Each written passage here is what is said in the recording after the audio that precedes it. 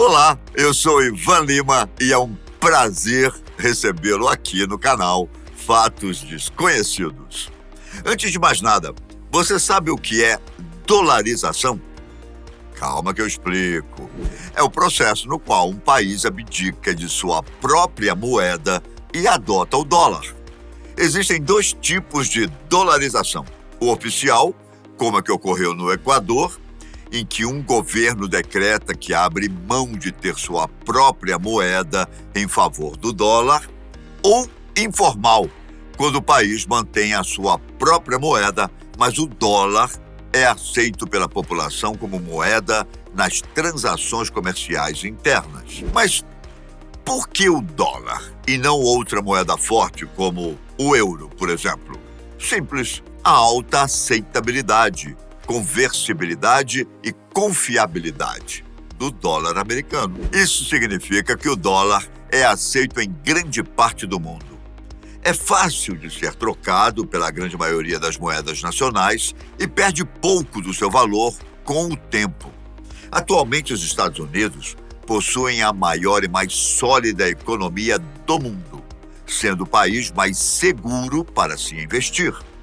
Não é à toa que muitos investidores preferem apostar nos Estados Unidos e ter suas reservas internacionais em moeda americana.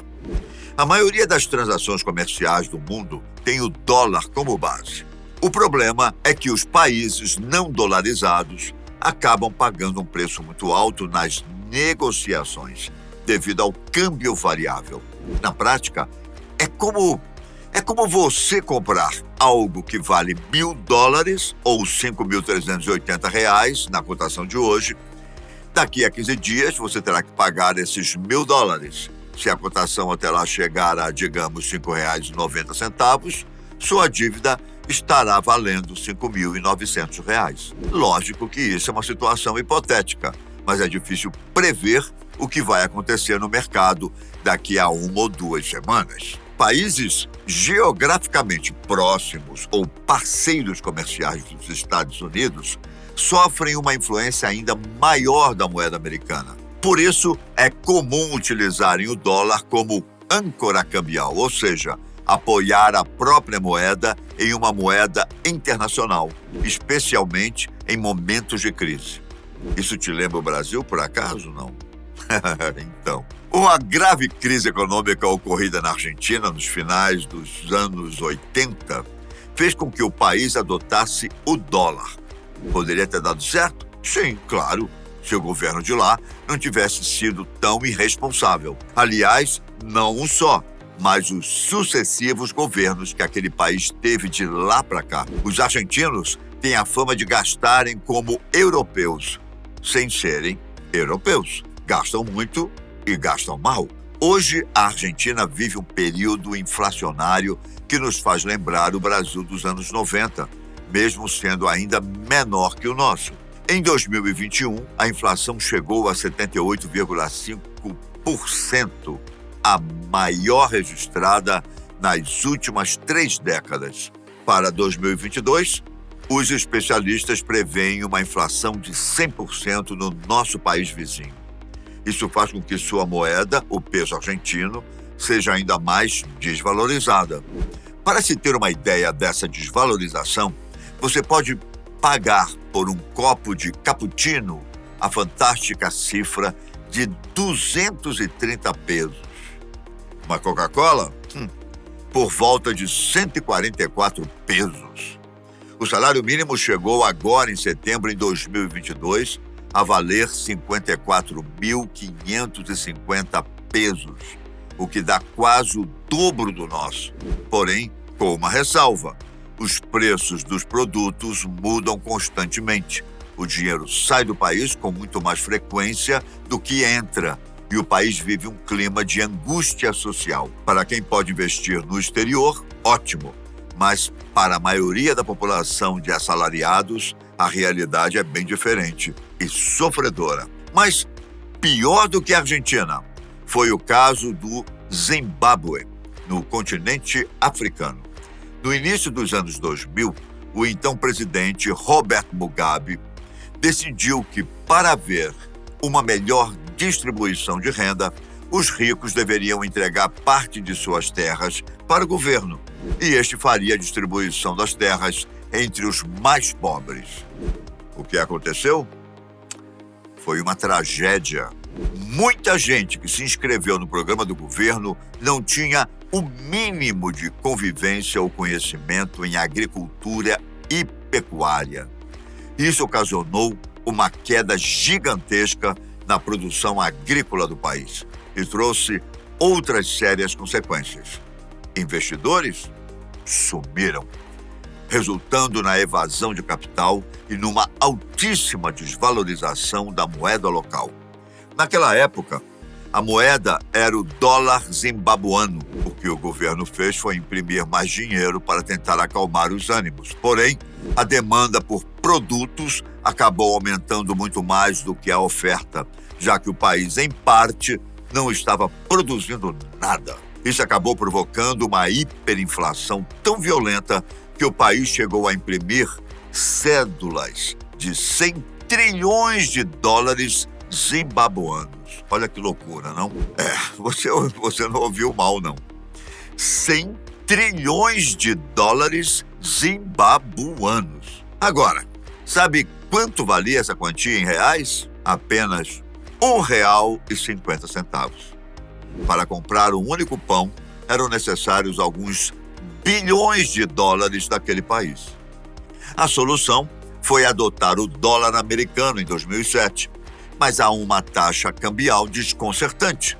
Com 34 quatrilhões de dólares zimbabuanos, você comprava apenas $1 americano. A moeda zimbabuana entrou em colapso e o governo não viu outra saída a não ser adotar uma moeda estrangeira muito mais forte. Então, começou a corrida pela troca do dinheiro. A cada 175 quadrilhões de dólares, o zimbabuano tinha $5 americanos no bolso. Nos primeiros anos, a estratégia deu a entender que funcionaria.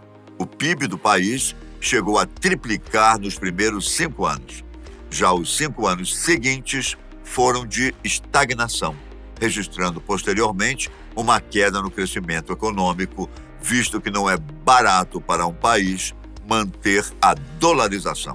Mais uma vez, o governo do Zimbábue decidiu mudar sua moeda, voltando ao seu dólar antigo e também aos antigos problemas. O fato é que não é a moeda quem dita o mercado. Isto é, por mais credibilidade que ela tenha, não é ela em si que vai mudar o cenário econômico de qualquer país. A própria economia é quem dita as regras. Se o país está bem economicamente, se a taxa de desemprego está abaixo da média, se o país é um bom exportador e o governo não é corrupto, a mudança de moeda pode trazer bons resultados a médio prazo.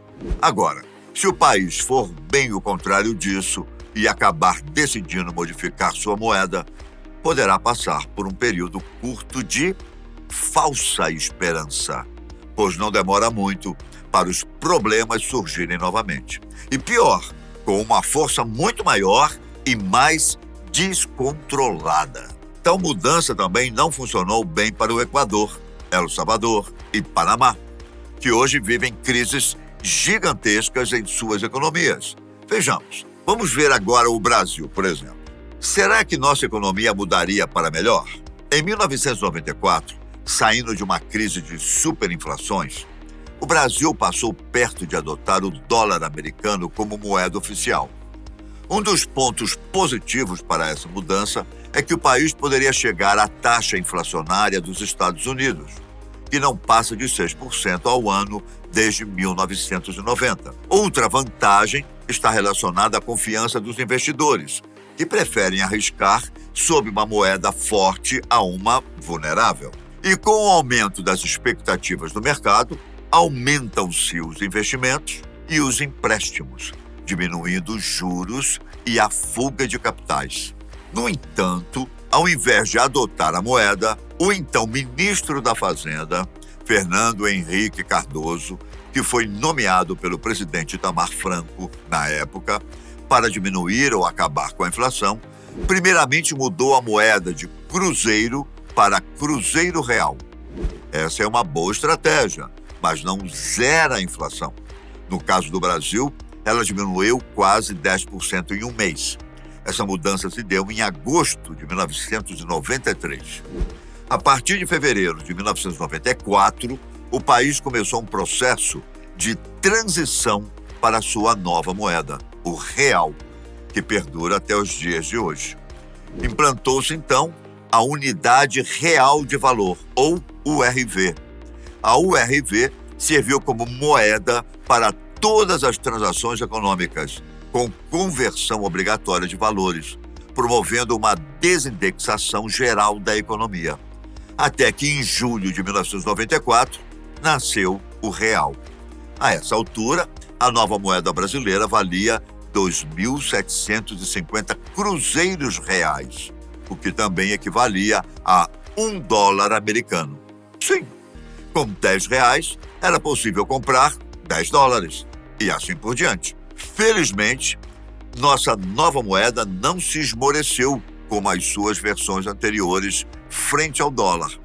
Muito disso se deveu não só à troca, como também à experiência que o país já tinha passado com inflação nas alturas e o próprio brasileiro que teve sua consciência econômica alterada. Afinal, ninguém queria passar novamente por tudo que já tinha passado. O brasileiro aprendeu. Não completamente, mas aprendeu. Só para se ter uma ideia do que este país passou, entre 1965 e 1994, a inflação acumulada no Brasil foi de 1.4ilhões, 332 bilhões, 741.850%. Te juro, não foi fácil pronunciar essa porcentagem toda, mas não foi mesmo. Mas é realmente assustadora, não é? Quem viveu no Brasil naqueles anos sabe do que eu estou falando. Vários outros fatores ajudaram o país a manter o real estabilizado. Os anos 90 foram de grandes mudanças mundiais, especialmente tecnológicas, que ajudaram no aumento do PIB no país, na melhora substancial, na exportação e na valorização de suas produções, uma vez que elas também passaram por um processo de melhoria em qualidade e preços.